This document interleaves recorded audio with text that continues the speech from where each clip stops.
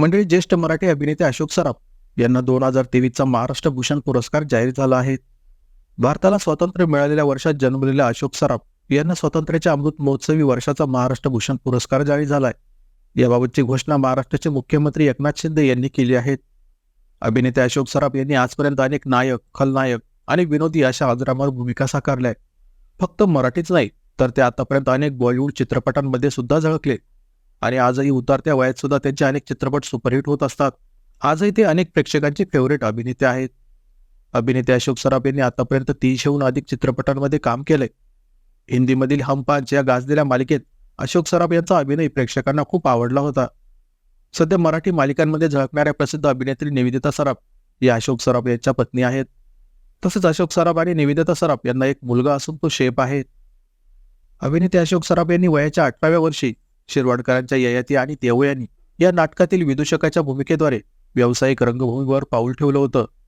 अभिनेते अशोक सराफ यांनी प्रसिद्ध अभिनेते दादा कोंडके यांच्यासोबत पांडू हवालदार, रामराम गंगाराम या काही चित्रपटांमध्येही काम केले होते. पण त्यांची आजपर्यंतची सर्वात लोकप्रिय भूमिका म्हणजे अशी ही बनवा बनवी या चित्रपटामधील धनंजय मानेंची भूमिका. आजही या गाजलेल्या चित्रपटातील धनंजय माने येथेच राहतात का हा अभिनेता लक्ष्मीकांत बेर्डे यांचा डायलॉग लोक अजूनही शेअर करत असतात. एका काळात अभिनेता लक्ष्मीकांत बेर्डे आणि अशोक सराफ यांची जोडी खूप गाजली होती. या दोघांचे अनेक चित्रपट सुपरहिट झाले होते. मंडळी, मूळचे बेळगावचे असणारे अशोक सराफ यांचा जन्म मुंबईत झाला. दक्षिण मुंबईतील चिखलवाडी या भागात त्याचे बालपण गेलं. अशोक सराफ यांचे शिक्षण मुंबईतील DJT विद्यालयात झाले. त्यांना सुरुवातीपासूनच अभिनयाची खूप आवड होती. पण सुरुवातीला अशोक सराफ यांनी अभिनय करू नये असं त्यांच्या वडिलांना वाटत होतं. त्यांनी नीट शिकावं आणि मग एखादी चांगली नोकरी करावी अशी अशोक सराफ यांच्या वडिलांची इच्छा होती. सुरुवातीला अशोक सराफ हे बँकेत काम करत होते, पण तरी त्यांचा अभिनय सुटला नाही. त्यांनी नाटकात काम करणं सुरू ठेवलं.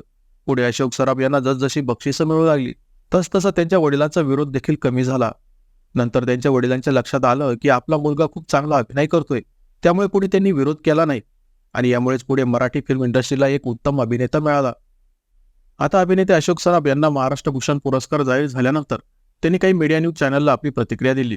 यावेळी त्यांनी आनंद व्यक्त करत पत्नी निवेदिता सराफ आणि दिवंगत अभिनेते लक्ष्मीकांत बेर्डे यांची आठवण काढली. यात अशोक सराफ म्हणाले आहे की माझ्या मनात अत्यंत संमिश्र भावना आहेत.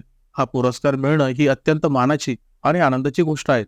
आजवर ज्या थोर लोकांना हा पुरस्कार मिळाला आहे, आज मला त्यांच्या बरोबरीनं नेऊन बसवलंय, ही माझ्यासाठी फार मोठी गोष्ट आहे. महाराष्ट्र भूषण पुरस्कार हा महाराष्ट्राचा नंबर 1 पुरस्कार आहे असं मी समजतो.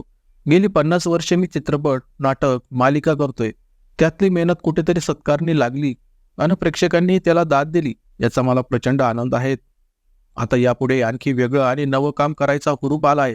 त्यामुळे अधिकाधिक उत्तम काम करत राहील, कारण आज मी जो काही आहे तो तुम्हा प्रेक्षकांमुळे आहे आणि तुम्ही आहात म्हणून मी आहे.